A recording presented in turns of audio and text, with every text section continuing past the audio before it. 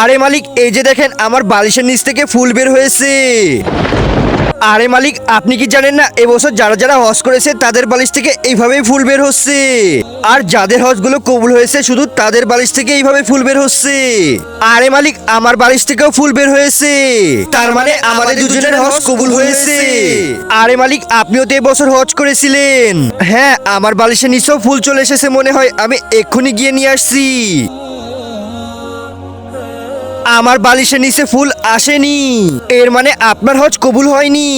আমার হজ কেন কবুল হলো না? মালিক, আমি আপনাকে বলছি কালকেরই কথা।